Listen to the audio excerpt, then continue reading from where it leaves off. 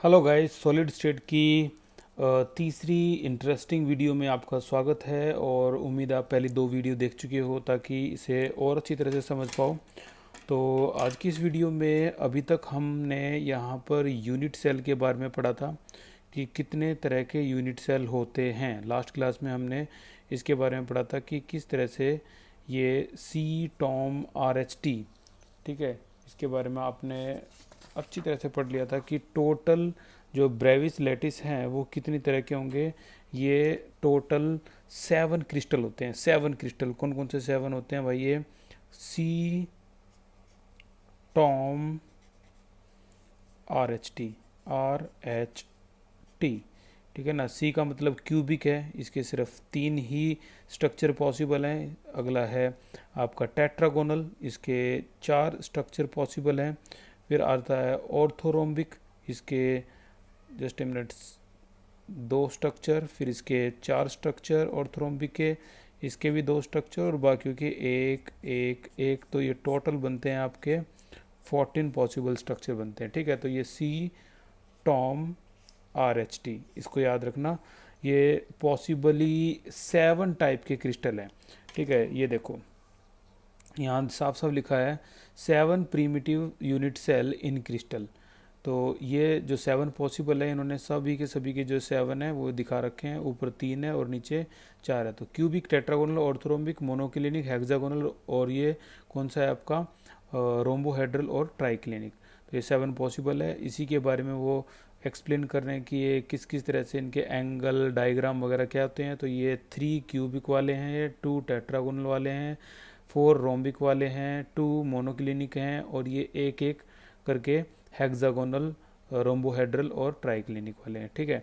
ये सभी के सभी हमने लास्ट क्लास में डिस्कस किए थे। और उससे पहले दो चीज़ें और जो हैं वो मैं बता दूं कि एक तो ये पूछा था जतीन बब्बर और एक दो स्टूडेंट और थे, उन्होंने पूछा था कि ये सर ये सॉलिड NH3 को इसमें रखा गया है पोलर मॉलिक्यूलर सॉलिड में। तो बिल्कुल ये जो सॉलिड है वो हो जाएगा आपका पोलर मॉलिक्यूलर सॉलिड। और इसी तरह से अगर गैस फेज में NH3 है तो ये आपका क्या हो जाएगा? Hydrogen bonding, hydrogen bonding. तो इस एग्जाम्पल को स्पेशल आप लिख लेना, अंडरलाइन कर लेना, क्योंकि ये इंटरेस्टिंग है और ये कंफ्यूज करने वाला है। तो एग्ज़ाम में ये ना हो कि इसकी वजह से कुछ नंबर कटे। ये इस तरह से यहाँ हाईलाइट कर लेना। पेज नंबर 4 पे है, ये रहा। ये पोलर मॉलिक्यूलर सॉलिड है, ठीक है। और इसमें एग्जाम्पल कौन सा है? सॉलिड SO2 और solid NH3 are the example of such solid इसके, ठीक है। तो एक और क्वेश्चन जो पूछा गया था एक स्टूडेंट ने कि सर बेंजीन किस तरह से हमारा नॉन पोलर कैटेगरी में आता है? बेंजीन, तो बेंजीन का जो स्ट्रक्चर होता है वो C6H6 है। इसको नॉर्मली हम इस तरीके से बनाते हैं। ये देखो, ये हाइड्रोजन है, ये हाइड्रोजन है, ये हाइड्रोजन है, ये हाइड्रोजन है, हाइड्रोजन है। तो यहाँ पर कार्बन और हाइड्रोजन की जो इलेक्ट्रोनेगेटिविटी होती है वो नियरली नियरली सेम होती है, यानी 2.1 होती है दोनों की नियरली, ठीक है। तो इसीलिए इसको हम क्या कहते हैं? पोल तो बने नहीं, अलग अलग इलेक्ट्रोनेगेटिविटी होती है तभी तो पोल बनते हैं ना। तो इसीलिए कोई पोल नहीं बने तो ये कौन से कैटेगरी में आते हैं? नॉन पोलर वाली कैटेगरी में आते हैं ये, ठीक है। तो ये था। अब इस क्लास से आगे चलेंगे हम। हमने लास्ट क्लास में कैटेगरीज देखी थी कि किस तरह से simple centred cube, body centred cube, face centred cube, ठीक है, ये सारी कैटेगरी जो आई थी। बस यहीं से स्टार्ट करते हैं। ये देखो, ये simple centred cube, body centred cube. और ये देखने से पहले एक आप वीडियो है, इस वीडियो को भी देखो और दोनों को कंपेयर करो कि किस तरह से ये चीज़ सारी की सारी 3 डायमेंशनल वीडियो है और कैसे कॉर्नर पर आने के बाद ये 1/8 होता है, फेस पे आने के बाद ये 1/2 होता है। आप ये भी देखोगे कि किस तरह से बॉडी में ये पूरा एक सुरक्षित एक ही रह जाता है, ठीक है। और एज पे ये 1/4 होता है, ठीक है ना। तो जो 3 डायमेंशनल वीडियो है उसमें आपको समझ में आ गए। तो इस 3 डायमेंशनल वीडियो में आप समझ पाओगे कि किस किस तरह से ये इसके होते हैं। देखो, ये देखो यूनिट सेल है। ये जब ये यूनिट सेल आपस में ऐसे रिपीट होंगे हर डायरेक्शन में, तो हम ये कहेंगे कि यहाँ पर हर डायरेक्शन में रिपीट होने की वजह से ये क्रिस्टल लैटिस बना दिया, और इसके एक इस पॉइंट को कहेंगे हम क्या, एटम और आयन और मॉलिक्यूल। ठीक है, तो इस पूरे को क्रिस्टल लैटिस कहेंगे, लेकिन एक हिस्से को हम क्या कहेंगे, यूनिट सेल कहेंगे। ये जो एक हिस्सा है इसे यूनिट सेल कहते हैं। ये तीन तरह के होते हैं, एक सिंपल प्रिमिटिव जिसका नाम है, और बॉडी सेंटर्ड, फेस सेंटर्ड। इसे सेंटर्ड कहते हैं क्योंकि इसके सेंटर में एटम है, लेकिन यहाँ सिर्फ कॉर्नर पे है। ठीक है, तो इस तरह से ये सबसे पहले है कौन सा, सिंपल या फिर प्रिमिटिव यूनिट सेल। आप देख पा रहे हो कि इसके हर कोने पे एक एटम है, लेकिन ये रियलिटी नहीं है। अगर आप देखोगे ध्यान से तो यहाँ पर ये सभी के सभी इतने बड़े होते हैं कि आपस में एक दूसरे को टच करते हैं। ठीक है, तो यहाँ पर इसको ये जूम करके अगर ये दिखाएं तो पता लगेगा कि ये एक दूसरे में कैसे टच करते हैं। और जैसे ही ये देखो ये जूम करके ऐसे दिखा रहे हैं तो ये आपस में एक दूसरे को टच करेंगे। और अगर यहाँ से अब यूनिट सेल को काट दिया जाए तो कितना हिस्सा एक एटम का सिर्फ इसके अंदर आता है, कितना हिस्सा। अगर देखो ये काट रहे हैं तो यहाँ काटने के बाद इसका इस तरह से इसको ये काट देंगे, ये देखो सिर्फ कितना हिस्सा यूनिट सेल के अंदर आया, ये आया आपका 1/8 पोर्शन आया। ठीक है, ये 1/8 पोर्शन है जिसको हमने लास्ट क्लास में लिखा था 1/8। और क्योंकि ऐसे ऐसे कितने हैं, 8 हैं, तो 8 इंटू में 1/8 इस तरीके से हमने कर दिया था। याद होगा आपको लास्ट क्लास में हमने इस तरह से इसको किया था। तो 8 इंटू 1/8, 1 मिनट, 8 इंटू 1/8 इस तरीके से ये जो लास्ट क्लास के हैं इनको देखो एक बार। यहाँ देखो सिंपल सेंटर्ड है, यहाँ पर हमने क्या देखा था, लैटिस पॉइंट, तो जितने भी एटम होते हैं उसे कहते हैं। तो यहाँ पर 8 इंटू 1/8 करेंगे तो आंसर क्या आएगा, 1 आएगा। और number of atom occupied inside the unit cell क्या हो जाएंगे, 1। तो ये इस तरह से होते हैं। अब आगे चलते हैं इससे। इसके अलावा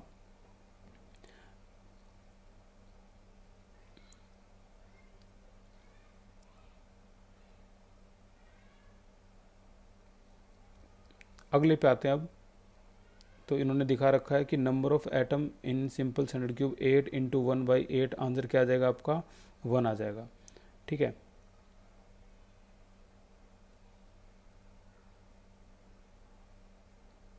इसके अलावा अगला है बॉडी सेंटर्ड। बॉडी सेंटर्ड में इसी तरह से अगर हम इसको जूम करेंगे तो सोचो समझो और बताओ कि क्या अब भी आपस वाले एटम एक दूसरे को टच करेंगे जूम करने के बाद, हाँ या ना। आंसर है ना, ये नहीं करेंगे आपस में टच, क्योंकि बॉडी वाला एटम जो है वो भी जूम होगा, जिसकी वजह से आपस में टच नहीं कर पाएंगे। डेरिवेशन में इसका यूज है, इसलिए अच्छी तरह से इसको आप समझ लो कि टच करेंगे, बॉडी में नहीं करेंगे। तो बॉडी में तो टच करते नहीं है।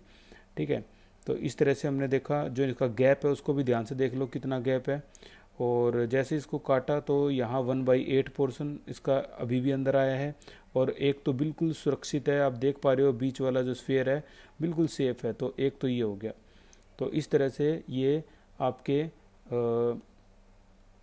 8 इंटू 1/8 और एक तो नॉर्मल बिल्कुल ठीक है। तो total number of atom occupied inside the unit cell कितने हो जाएंगे आपके, 2 हो जाएंगे। ठीक है, एक तो ये बिल्कुल सुरक्षित है, और इसके अलावा एक जो चारों 8 कोर्नों पर 8 इंटू 1/8 करेंगे तो देखो आ जाएंगे। तो इन्होंने दिखा दिया number of atom present 8 into 1/8, और क्या आ गया, 1 आ गया। और जो बॉडी सेंटर्ड का एक वो भी इसको ऐड कर देंगे तो क्या आ जाएगा, ये तो नंबर ऑफ एटम कॉर्नर के दिखा रखे इन्होंने। तो एक बॉडी सेंटर्ड का भी एक दिखा दिया, दोनों को ऐड करेंगे तो कितने आ जाएंगे इसमें, total number of atom occupy inside the unit cell कितने हो गए, 2।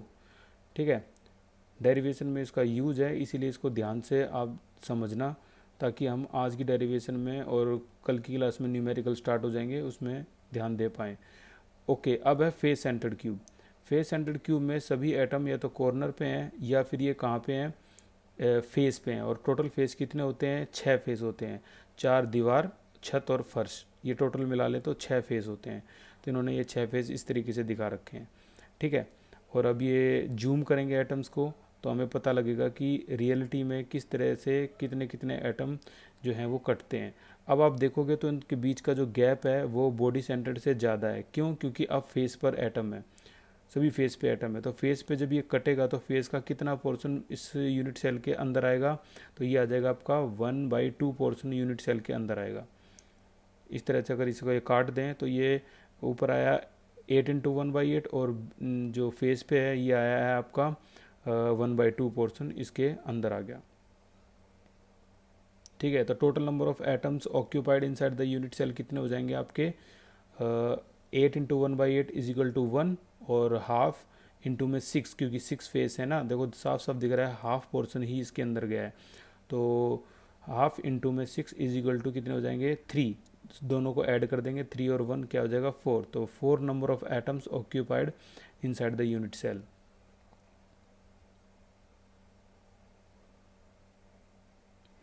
और अगर लैटिस पॉइंट की बात आती है तो इसमें कितने लैटिस पॉइंट है, वो नंबर ऑफ स्फेयर्स को काउंट कर लेते हैं। टोटल लैटिस पॉइंट है 6 + में 8 is equal to 14। 14 lattice point है।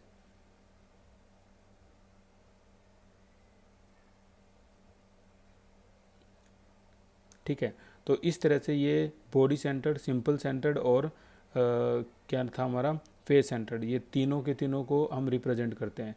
ठीक है, आगे हम देखेंगे कि कैसे ये हमारा फेस सेंटर्ड था। इसमें total number of atom occupy कितने हुए? 4 हैं। इसमें कितने हैं? टोटल नंबर ऑफ एटम 1 है। और इसमें फेस सेंटर्ड में total number of atom inside the unit cell 2 है बॉडी सेंटर्ड में, और एंड सेंटर्ड में भी 2 है। एंड सेंटर्ड तुम्हारे कोर्स में नहीं होगा, ये नीट और मेंस में इस पे क्वेश्चन आते हैं। ठीक है, तो इससे आगे की क्लास को आज प्रोसीड करते हैं। अब हमारे जो क्लास में डेरिवेशन स्टार्ट होगी, तो सबसे पहले हम जो डेरिवेशन करेंगे वो होगी हमारी body centred cube, sorry simple centred cube से स्टार्ट करते हैं डेरिवेशन को। तो सिंपल सेंटर्ड क्यूब की डेरिवेशन देखो। सबसे पहले सिंपल सेंटर्ड क्यूब, यहाँ पे मैं लिख रहा हूँ इसको simple centred cube, SCC। This is called simple centred cube. जैसे कि आपको याद है कि सिंपल सेंटर्ड क्यूब में जो स्ट्रक्चर है वो इस तरह से, आप अपने जो स्ट्रक्चर है वो नीट एंड क्लीन ईजिली बना सकते हो। इसको बनाने में ज़्यादा एफर्ट लगेगा नहीं आपका। इस तरीके से और इस तरीके से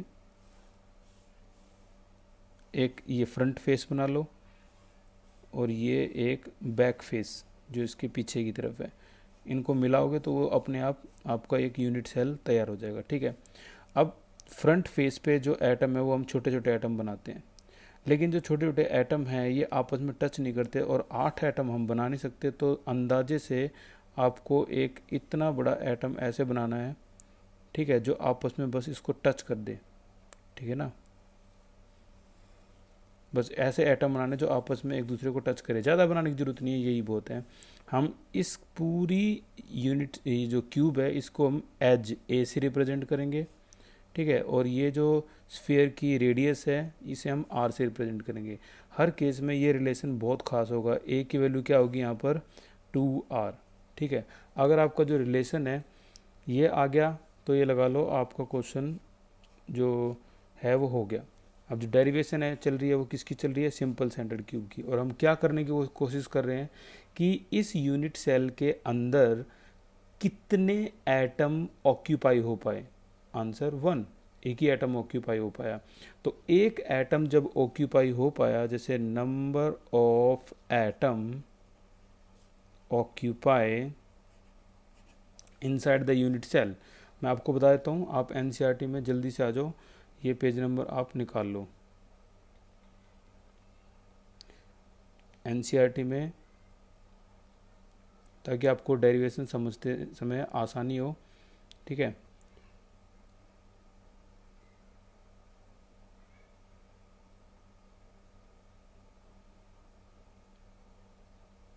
देखो ये इन्होंने सिंपल सेंटर्ड क्यूब के लिए ये बनाया है डायग्राम। आपकी एनसीईआरटी पेज नंबर मैं अभी बोलता हूँ इसका, सिंपल सेंटर्ड क्यूब के लिए देखो आपकी एनसीईआरटी, और ये पेज नंबर टॉपिक है 1.5.1, ठीक है, और पेज है 9 और 10 पेज है, पेज नंबर 10। तो कुल मिला के आप ढूंढ लेना, टॉपिक जो है वो 1.5.1 है, ठीक है। तो इसमें आप इसको देखो, इस स्ट्रक्चर को ध्यान से, ये आपका सिंपल सेंटर्ड क्यूब है। सिंपल सेंटर्ड क्यूब में एटम्स ने जगह अंदर की घेरी, बिल्कुल घेरी। तो क्या ये पूरा का पूरा क्यूब था वो इस एटम से टोटली ऑक्यूपाई हो गया? नहीं, इसके बीच में क्या रहेगी, ये खाली जगह। आप देख रहे हो ये एम्प्टी स्पेस, ये खाली, कुछ खाली जगह भी रहेगी। तो वो इस डेरिवेशन में, जिस डेरिवेशन का नाम है पैकिंग एफिशिएंसी, ठीक है, इस डेरिवेशन में ये पूछना चाह रहे हैं कि एटम्स ने कितना परसेंट जो हिस्सा, वो इस यूनिट सेल का कितना परसेंट हिस्सा ऑक्यूपाई कर लिया, ठीक है ना, इस पूरे वॉल्यूम का कितना परसेंट वॉल्यूम उसने फिल कर दिया, कितना परसेंट। तो ये डेरिवेशन है, ठीक है। और इस डेरिवेशन के लिए आप जल्दी से इस पेज पे आ जाओ, क्योंकि ये डेरिवेशन इसके बाद ही होती है। इन्होंने जो बीच में टॉपिक दिए हैं, ये सारे टॉपिक हम करेंगे, लेकिन उससे पहले आपको यहाँ ये सीखना बहुत ज़रूरी है, उसके बाद ही हम वहाँ तक आ पाएंगे, ठीक है। और स्लाइड करते करते करते करते पहले पॉइंट में इन्होंने कौन सी दे रहे हैं, पैकिंग एफिशिएंसी। टॉपिक का नाम मैं लिख देता हूँ, टॉपिक का नाम है पैकिंग एफिशिएंसी, ठीक है। जो आज हम टॉपिक कर रहे हैं वो पैकिंग एफिशिएंसी है। और इस पैकिंग एफिशिएंसी में हम 3 की पैकिंग एफिशिएंसी करेंगे। पैकिंग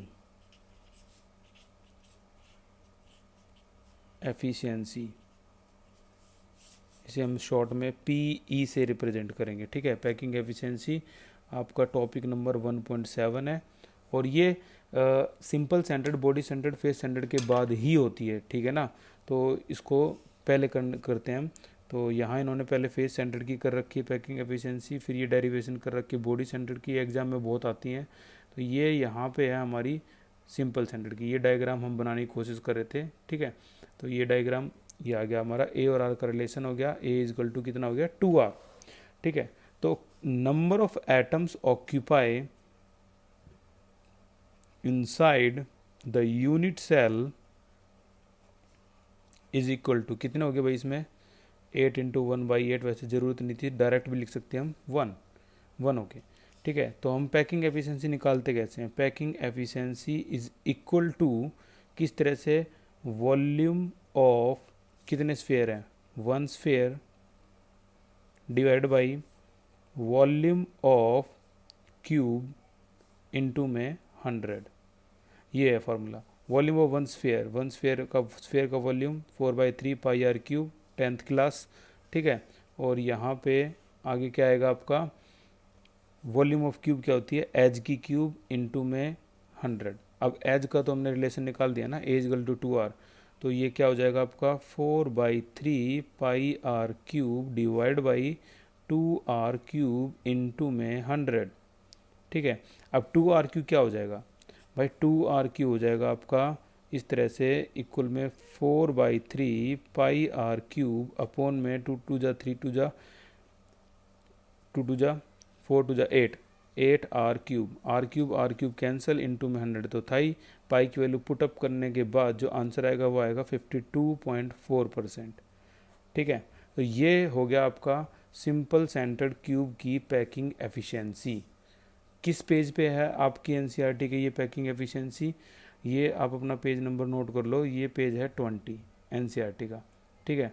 टॉपिक मैंने बता दिया 1.7, फिगर 1.22, ठीक है। तो अब हम पैकिंग एफिशिएंसी जो करने वाले हैं वो जो पैकिंग एफिशिएंसी होगी वो फेस सेंटर्ड की करेंगे, ठीक है। उसके बाद ही बॉडी सेंटर्ड अच्छी तरह समझ में आएगा। सबसे पहले हम इसके बाद फेस सेंटर्ड क्यूब की पैकिंग एफिशिएंसी को करेंगे। जो आपके पास नोट्स हैं, आप उन नोट्स का भी पूरा जो यूज़ है वो कर सकते हो, ठीक है। तो पैकिंग एफिशिएंसी अब भी स्टार्ट होती है फेस सेंटर्ड क्यूब। अब थोड़ा सा अपना जो ध्यान है वो ज़्यादा फोकस करना इस पर, क्योंकि अब जो पॉइंट हैं वो क्लियर होने चाहिए। अब जो पॉइंट हैं ये, इनमें हम लापरवाही नहीं बरत पाएंगे भाई। ठीक है, तो भाई पेकिंग एफिशिएंसी स्टार्ट करते हैं फेस सेंटर्ड क्यूब की। अगला आ गया face centred cube, this is FCC। हम ये जानने की कोशिश कर रहे हैं कि फेस सेंटर्ड क्यूब में जो वॉल्यूम ऑक्यूपाई किया जाएगा किसका, एटम्स का, इनसाइड द यूनिट सेल, वो कितना परसेंट होगा, कितनी परसेंट जगह जो एटम्स हैं वो यूनिट सेल के अंदर घेर लेंगे। यहाँ कितनी परसेंट जगह घेर ली, 52.4, और 100 में से माइनस कर दो ये आ गया आपका 47.6% जो है वो आपकी एयर है, वहाँ पर हवा है, कुछ नहीं है, खाली जगह है, एम्प्टी स्पेस। तो फेस सेंटर्ड क्यूब का डायग्राम बनाने के लिए नहीं कि पूरा डायग्राम बना देंगे हम, नहीं। इसके लिए जो डायग्राम होगा वो इस तरह से आप डायग्राम बनाओ इसका, और अपने प्रॉपर नोट्स बनाते रहना भाई, अगर आपको 12th में बहुत आसानी से नंबर चाहिए हो तो। ठीक है, तो यहाँ पर जो फेस हम लेंगे ये वाला फेस ले लेंगे। ठीक है, इस फेस को मैं थोड़ा सा इस तरह से हाईलाइट कर दूँ। हम ये वाला फेस ले रहे हैं, यहाँ पे इस वाले फेस को ले रहे हैं हम। ठीक है, तो इस फेस में एक एटम तो हो गया आपका यहाँ पे। ठीक है, एक एटम हो गया आपका यहाँ पे, और कोशिश करना आपके एटम भी बिल्कुल सेम बने, मेरे नहीं बने तो कोई नहीं है, लेकिन आप कोशिश करना सेम बने। ठीक है, तो ये इस पॉइंट को इससे मिला दो, ये बन गया आपका ट्राइंगल AB और C। ठीक है, यहाँ भी देखो ये R है, ये भी R है, इसकी भी R है, इसकी भी R है। तो आप ये मत बोल देना यार A=4R AC कब से A होने लग गया भाई, सोचो, AC कब से A होने लग गया। A तो क्या था, इस पूरे यूनिट सेल की, पूरे क्यूब की, इसको A कहते हैं हम, एज को। एक यूनिट सेल में कितनी एज होती हैं, दिमाग लगाओ, सोचो, एक यूनिट सेल में कितनी एज होती हैं। आंसर, टोटल एज होती हैं 12। ठीक है, 12 एज होती हैं। 4 कल की क्लास में बताया था, 4 तो ऊपर है छत पे, 4 दीवारों में है और 4 फर्श पे, तो 12। तो यहाँ ये AC कोई एज जो एज है वो नहीं है, इसीलिए इसको हम क्या करेंगे, स्पेशल बोलेंगे। इन ट्राइंगल यहाँ लिख लेते हैं, इन ट्राइंगल ABC में 90 डिग्री का एंगल कहाँ पे है, ABC में। उसको अपने घर से इमेजिन करना, घर के अंदर जो रूम है वो भी इस तरीके से होता है कि फेस पे एक लाइन ड्रॉ करके आप इमेजिन करना जो 90 डिग्री का एंगल है वो आपको यहीं मिलेगा। एंगल ABC कितना है, 90 है। तो पाइथागोरस लगाएंगे तो AC² इज इक्वल टू क्या हो जाएगा, AB² प्लस BC² हो गया। अब देखो AC² क्या है, ये तो AB है, ये AB क्या होती है, एज होती है। A² BC क्या होती है, ये भी एज होती है, A²। तो कुल मिला के AC की वैल्यू जो आएगी वो आएगी 2A² और इसका अंडर रूट। आप चाहो तो उसका अंडर रूट भी कर सकते हो। AC की वैल्यू आ गई √2A², तो बाहर क्या आ गई, A√2 ठीक है, A√2 आ गई।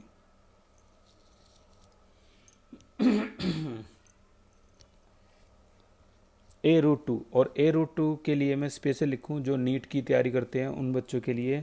यहाँ पर जो A√2 आई है ना, इसको उनकी लैंग्वेज में वो इतना डेराइव नहीं करते, वो टाइम नहीं होता ना, तो इसकी लैंग्वेज में इसको कहते हैं, this is called very popular and called face diagonal.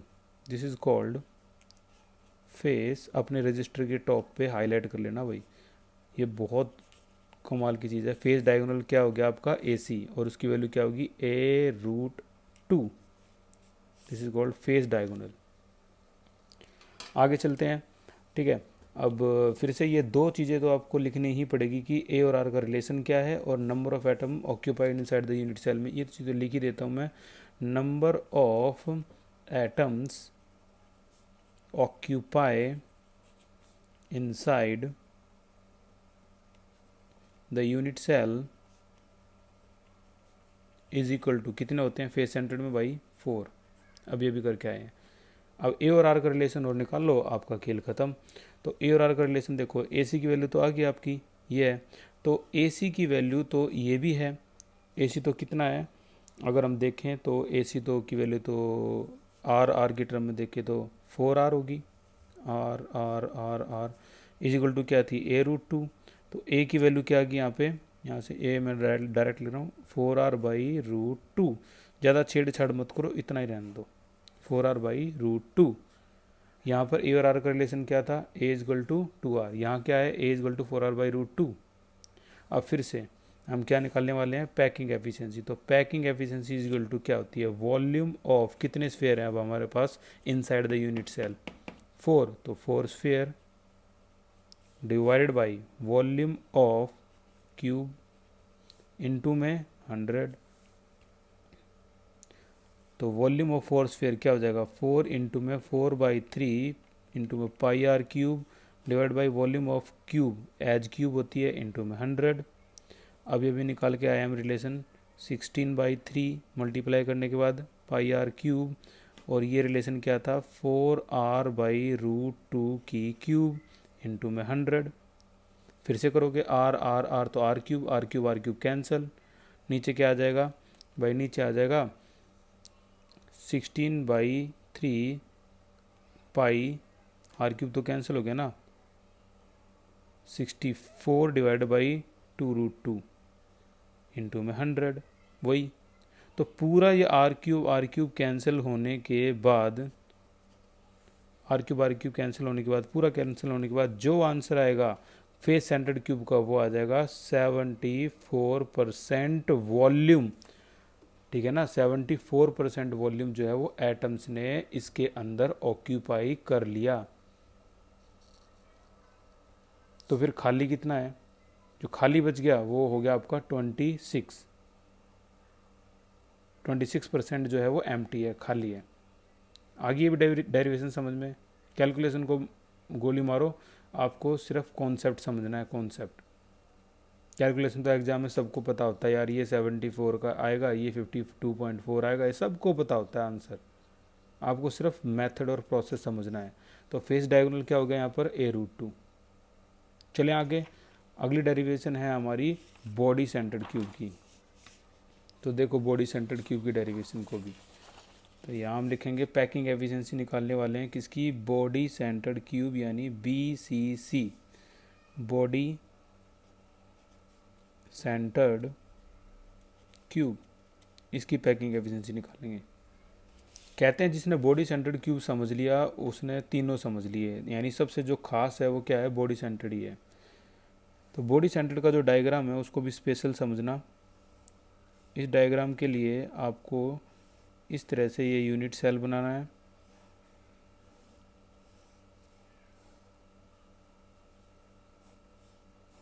इसको इससे ऐसे मिला दो। अब बॉडी सेंटर्ड क्यूब के लिए स्पेशल जो यूनिट सेल अभी मैं रिप्रेजेंट करूं उनको ध्यान से देखना। ये है आपका फ्रंट फेस, ठीक है भाई, ये फ्रंट फेस, और ये है आपका बैक फेस। ये बस इतना ही समझ लो, उसके बाद तो सारा खेल ही समझ में आ जाएगा। ये आपका फ्रंट फेस था और ये आपका बैक फेस है। अब समझना जो बात मैं बोलूँ, फ्रंट फेस का यानी blue colour, upper right corner, upper right corner ये होता है, आया समझ में। बैक फेस का orange colour, lower left corner, lower left corner भाई ये होता है, ठीक है। अब समझ जाओ, तुम्हारे रूम के अंदर अगर ऐसे face, front face, back face ऐसे करें तो बीच वाली लाइन बिल्कुल रूम के बीचों बीच से होती जाएगी, ये इस तरह से। और बिल्कुल बीचों बीच में क्या रखा हुआ है, एक और एटम जिसे हम बॉडी सेंटर्ड क्यूब कहते हैं, एक एटम इस तरह से रखा हुआ है। अब यहाँ भी अगर आप चेक करो तो आर आर आर और ये भी आर, तो क्या आप ये बोल दोगे A is equal to 4R। यार ये कब से A होने लगी, मान लो ये A है, ये B पॉइंट है, ये C पॉइंट है, ठीक है ना। तो ये A भी कब से एज होने लगी, यार एज तो ये है ना आपकी AC, ये एज है, ये यूनिट सेल की एज है, ये कब से होने लगी। तो इसीलिए हम यहाँ भी एक प्लान बनाएंगे कि सुनना जो मैं बोलने वाला हूँ उसको ध्यान से। अगर मैं ये बोल दूँ in triangle A B C, जैसे कि तुम्हें सभी को थ्री डायमेंशनली अब समझ में आ रहा होगा कि 90 डिग्री यहाँ पे है, तो ए बी का स्क्वायर, हमें तो ए बी चाहिए, ए बी निकल गया तो आंसर निकल गया। ए बी का square is equal to B C का स्क्वायर प्लस में ए सी का स्क्वायर, बी सी का स्क्वायर और ए सी का स्क्वायर। तो ए सी तो आप बता दोगे एज है, आप बी सी बता दोगे, इस बी सी को बता दोगे ये क्या है? नहीं पता ना, इसीलिए हमें ट्राइंगल ए को लेना पड़ेगा बी सी डी, जो हमें बताएगा बी सी क्या है। लेकिन जो नीट और आईआईटीएन के जो आईआईटीएन होते हैं और जो जो नीट की या फिर आईआईटी की कोचिंग कर रहे होते हैं, उनको पहले से ही पता होता है बी सी क्या है। सोचो बी सी क्या है यार, बी सी जो जो फर्श है, फर्श का ही तो डायगोनल है, और फर्श के डायगोनल को क्या कहते हैं? फेस डायगोनल ही तो कहते हैं। ये पूरा जो नीचे दिख रहा है आपको ये फर्श, ये फेस ही तो है, 6 ही तो फेस होते हैं। तो फेस के डायगोनल को क्या कहते हैं? ये देखो, इसीलिए मैंने कहा था ये बहुत खास है। फेस डायगोनल A√2, ये फिक्स है। फेस डायगोनल क्या होगा? A√2। तो वो जो आईआईटीएन होते हैं वो नहीं देखते हुए, जो आईआईटी कोचिंग लेते हैं कि ये क्या है पूरी डेरिवेशन, वहाँ तो बहुत जल्दी आप देखना। मैं जैसे ये ख़त्म होने के बाद नीट और आईआईटी के एग्ज़ाम जो लास्ट ईयर के क्वेश्चंस हैं वो करवाऊँगा, तो तुम्हें वो बहुत आसान लगेंगे और शॉर्ट ट्रिक से कर दोगे आप इसको। जैसे सॉल्यूशन के भी बहुत से बच्चों ने आंसर, बहुत करेक्ट आंसर दिए, ठीक है। तो बी सी जो है वो A√2 है, लेकिन हम क्या करते हैं, एक बार इसको चेक कर लेते हैं। इन ट्राइंगल क्या लेते हैं बी सी निकालने के लिए? बी बी डी सी ये ले लिया मैंने, जहाँ पर 90 डिग्री साफ साफ पता लग रहा है कहाँ है, डी पे है। एंगल बी डी सी 90 है। कई बोलते हैं सर अभी तो बताया था सी 90 है। भाई मैंने सी नहीं बताया, मैंने बताया है एंगल ए सी बी ये 90 है। ये नहीं कि सी 90 है यार, सी तो ये भी हो सकता है, बी सी यहाँ पर मान लो ई बी सी बी, ठीक है ना, बी सी डी ये भी हो सकता है सी तो, लेकिन मैंने क्या बोला है? बी सी ए या फिर ए सी बी ये 90 है। अब in triangle B C D में कौन सा 90 है? ये डी 90 है। थ्री डायमेंशनली आप अपने रूम में इस तरह से बना के देखोगे ना, तो आपको पता लगेगा हाँ ये डी पे 90 है। फर्श पे बनाना है आपको ऐसे डायगोनल ड्रॉ करके इमेजिनेशन में, 2 मिनट में पता लग जाता है डी 90 है। तो डी 90 है तो अब डायगोनल कौन सा हो गया? B C square is equal, ये डी कौन सा एंगल है भाई, सुन लो ध्यान से, ये बी डी सी है या फिर कह लो सी डी बी है। ये एंगल सी डी बी या फिर एंगल बी डी सी। तो B C square is equal to फिर से क्या हो जाएगा? सी डी स्क्वायर प्लस में बी डी स्क्वायर। अब सी डी ये तो एज है, बी डी ये एज है, ठीक है। तो बी सी स्क्वायर क्या हो जाएगा आपका? 2A square. कई बच्चे तो आगे करते ही नहीं, फेस डायगोनल क्या बनाओगे यार तुम, वही आ जाएगा A√2। वो क्या करते हैं? बी सी स्क्वायर की सीधी वैल्यू पुट कर देते हैं 2A स्क्वायर फ्रॉम 1 करके, ठीक है ना, फ्रॉम 1। तो ये क्या हो गया? 3A square. तो ए बी स्क्वायर आ गया आपका 3A स्क्वायर। तो ए बी क्या आ जाएगा आपका? √3A स्क्वायर यानी A√3। फिर से मैं एक बहुत इंपॉर्टेंट बात लिख रहा हूँ यहाँ पे,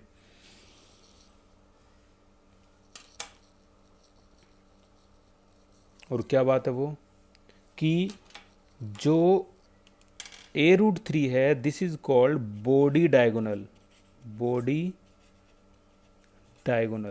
इसको बॉडी डायगोनल कहते हैं क्या? A√3। तो दो चीज़ होगी, body diagonal A√3, face diagonal A√2। Face diagonal हो गया आपका A√2 और बॉडी डायगोनल क्या हो गया आपका? A√3। पिछले साल बच्चों ने क्या करा, इसको ना फेस डायगोनल में A√2 A√3 में थोड़ी कन्फ्यूजन होती है याद करने में, जब एक साथ उन्हें मेरिकल आते हैं तो कन्फ्यूज हो जाते हैं। तो एक बच्चे ने क्या करा, बोला सर ये आसान है याद करना, और उसने बैठे बैठे ट्रिक निकाल ली कि सर हमारे शरीर में पूरी बॉडी बड़ी होती है तो इसलिए 3 आया। रट्टा मारने का तरीका देखना उसका। और बोला कि हमारे बॉडी में जो फेस है वो छोटा सा हिस्सा होता है बॉडी का, इसलिए यहाँ छोटी वैल्यू आई 2, और 2 3 में कन्फ्यूजन है बोर्ड में। जिसने फेस की जगह यहाँ 3 लिख दिया, खेल खत्म, गया वो। न्यूमेरिकल पूरा गलत 3 नंबर का, छोटी सी गलती की वजह से। अभी तो न्यूमेरिकल कल की क्लास में स्टार्ट हो जाएंगे, तो एक बार मेहनत कर ली आपकी पूरी केमिस्ट्री में और कई नंबर नहीं कटेंगे फिर, इस न्यूमेरिकल में नहीं कटे तो। आगे चलते हैं, तो ए बी की वैल्यू तो आएगी। फिर से हम यहाँ पर ये अपने पॉइंट लिख देते हैं। क्या पॉइंट था? Number of atoms occupy inside the unit cell, कितना हो गया? बॉडी में कितने होते हैं? 2। ठीक है, तो ये करने के बाद ए और आर का रिलेशन भी बता दो भाई, क्या हो गया? A B is equal to क्या आ गया? a√3। तो ए बी क्या है आर की टर्म में? 1 2 3 4, 4r a√3। ठीक है, तो ए क्या आ जाएगा आपका? 4r/√3। ये हो गया आपका एक और इम्पोर्टेंट रिलेशन। ठीक है, ये हो गया। तो अब हम क्या निकालने वाले हैं? पैकिंग एफिशिएंसी, और वो क्या होती है? वॉल्यूम ऑफ, कितने स्फेयर हैं? 2 sphere, divide by volume of cube into में 100। वॉल्यूम ऑफ 2 स्फेयर कितने हो गए? 2 × 4/3 πr cube. Volume of cube क्या हो गया? 4r/√3 की क्यूब। ठीक है, क्योंकि एज क्यूब होता है ना वॉल्यूम, तो यहाँ एज क्यूब कर देना।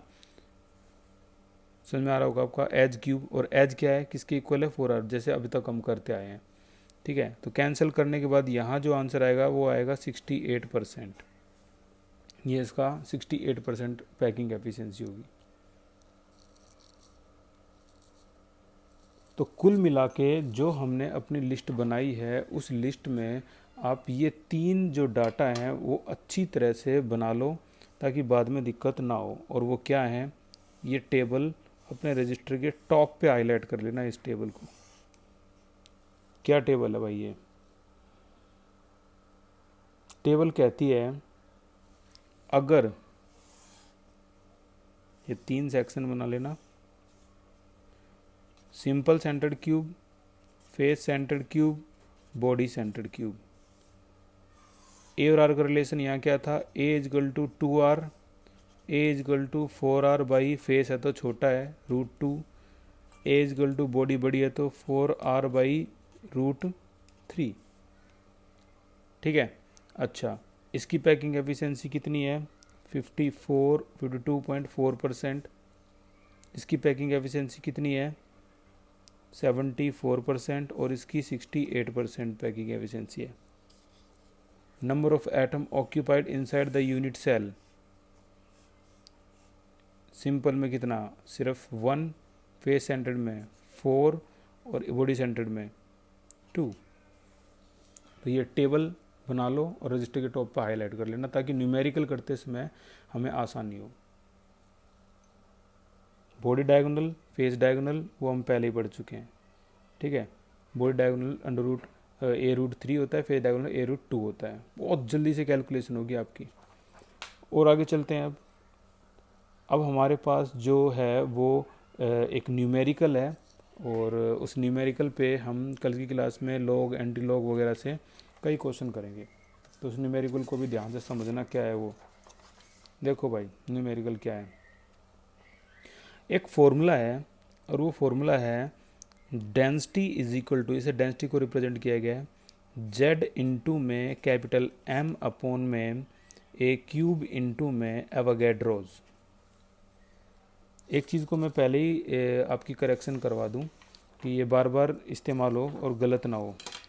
Number of atoms occupied inside the unit cell, इतनी बड़ी वैल्यू को हम कहते हैं जेड। तो यहाँ जेड की वैल्यू क्या है आपकी? 2। ठीक है, जेड बोलते हैं इसको। अच्छा, number of atom occupy inside the unit cell, यहाँ आपकी जेड की वैल्यू क्या है? 1, ये 1। Number of atom occupied inside the unit cell, यहाँ पर आपकी जेड की वैल्यू क्या है? 4, तो ये 4 है। तो जेड जो है वो नंबर ऑफ एटम, इतना ये कहानी लिखने से अच्छा जेड बोल दो, वो समझ जाते हैं कि ये जेड की वैल्यू है। ठीक है, तो ये जो फॉर्मूला आपके सामने है ये आपको करना है डराइव, ये इतना।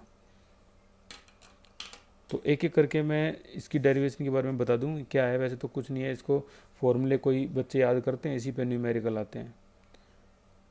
तकरीबन हम 15 के करीब न्यूमेरिकल करेंगे इसी पे ही, और उसी में से ही एक क्वेश्चन एग्जाम में आएगा, आएगा जरूर। ये तो कंफर्म है कि इन 15 में से एक न्यूमेरिकल एग्जाम में आना ही है। और मैं भले दे दें दूसरी चीज़, लेकिन ये तो देते ही देते हैं। ठीक है, तो सारी वैल्यू के को जानने से पहले पहले ये समझ लो डेंसिटी क्या होती है। मास अपॉन में वॉल्यूम होती है। मास क्या होता है, ये होता है आपका मोलर मास अपॉन में एवोगैड्रोज नंबर।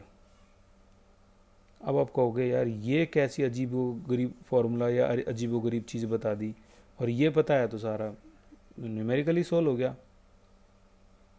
ये फार्मूला ही समझ में आ गया। चलो ठीक है, अभी आप एग्री हो जाओगे। स्मॉल एम को कहते हैं मास इन ग्राम, ग्राम। कैपिटल एम कहते हैं मोलर मास, जिसकी एसआई यूनिट क्या होती है, ग्राम पर मोल। और एवोगैड्रो नंबर कोई बता सकता है क्या होता है, 6.022 इंटू 10 की पावर 23 पर मोल, यानी इतनी वैल्यू एवोगैड्रो नंबर में बोल देता हूँ, दिखा देता हूँ। एवोगैड्रो नंबर होता है 6.022 इंटू 10 की पावर 23, और जिसे अच्छी तरह पता है उसे ये भी पता है इसकी ऐसा यूनिट होती है पर मोल। एक मोल में इतनी वैल्यू होती है, इसका ये मतलब है इतनी वैल्यू एक मोल पर मोल, तो इसकी पर मोल है। करियो भाई कैंसिल, बताइए आंसर क्या है, मास आ गया ना ग्राम में ही। इसीलिए ये जो है यही सब कुछ सोल्व कर देगा इसका फॉर्मूले को। हालांकि मैं बता दूं इसकी ये फॉर्मूले की डेरिवेशन एग्जाम में आती नहीं, फॉर्मूला है इस पे न्यूमेरिकल करो। कई तरह के न्यूमेरिकल हैं, कई तरह के क्या, density, Z, M, edge, N A, 5 category के मान के चलो 4 न्यूमेरिकल भी करें तो हम 20 न्यूमेरिकल हो जाएंगे, 15-20 न्यूमेरिकल। तो डेंसिटी को हम क्या लिखते हैं यहाँ पर, इस तरह से रो से रिप्रेजेंट करेंगे, मास अपॉन वॉल्यूम। मास, मास अभी अभी हमने लिखा है भाई, मास को हम कैपिटल एम अपॉन में क्या लिख सकते हैं, एवोगैड्रोज। ठीक है, अब वॉल्यूम, वॉल्यूम को क्या लिखेंगे भाई, यूनिट सेल का वॉल्यूम क्या होता है, ए की क्यूब, ये तो लिखेंगे। अब मास जो है वो कितना है, किसका मास है, ये एटम्स का मास है जो उसके अंदर ऑक्यूपाई कर रहे हैं। ठीक है, अब सिंपल में तो चलो एक ही एटम है, बॉडी में तो 2 हो गए, जेड में तो 4 हो गए, और फेस सेंटर में तो 4 हो गए। इसीलिए उन्होंने क्या कर दिया, जेड से और मल्टीप्लाई कर दिया कि नंबर ऑफ एटम जितने भी आएंगे। तो ये हमारा फॉर्मूला जो है वो डिजाइन हो जाता है कि कितने एटम है, 2 एटम है तो 2 का मास। ठीक है ना, और इसका एक जो मीडिएटर है ये समझने की कोशिश करोगे तो और ज़्यादा अच्छी तरह समझ में आएगा। तो देखो डेंसिटी तो ये मान लेते हैं, मास अपॉन वॉल्यूम, वॉल्यूम क्या होता है, एच की क्यूब, मास, मास किसका भाई, एटम का, तो जेड लगा दो, उसके हिसाब से पता लग जाएगा। अब एम, एम की पूरी वैल्यू लिख दो, ये आपका जो आंसर आ जाएगा वो यही आ जाएगा। ठीक है, तो इस तरह से हम ये निकालेंगे, एक एक करके बोल रहा हूँ मैं। इसे क्या कहते हैं, this is your density. Z, Z होती है नंबर ऑफ एटम्स, वही occupy inside unit cell. Capital M molar mass, N A Avogadro's number, A edge, edge length. ठीक है, तो इस फॉर्मूले पे कल की क्लास में हम न्यूमेरिकल स्टार्ट कर देंगे। तो कल की क्लास भाई अब अपनी मिस करने की सोचना भी मत। ठीक है, तो सी टॉम आर एच टी जो है ये आपने सीख लिया। लॉग एंट्री लॉग आपको पहली क्लास में समझाया जा चुका है। जिसको भी प्रॉब्लम है अपनी प्रॉब्लम शेयर किया करो, व्हाट्सएप पे आप मैसेज कर दो। कई बच्चे मैसेज भी करते हैं, उनकी प्रॉब्लम डायग्नोज हो जाती है, पता लग जाता है। तो ज़्यादा शर्म करने की ज़रूरत नहीं है, अपने मैसेज करो और न्यूमेरिकल को सीख लो। न्यूमेरिकल आ गया ना तो पूरी केमिस्ट्री में कहीं नंबर नहीं कटते, ठीक है। So thank you so much for this class, hopefully आपको ये समझ में आया होगा, ठीक है। तो आगे की क्लास जो है वो यहीं से स्टार्ट कर दें हम करेंगे हम, ठीक है। Thank you so much, take care.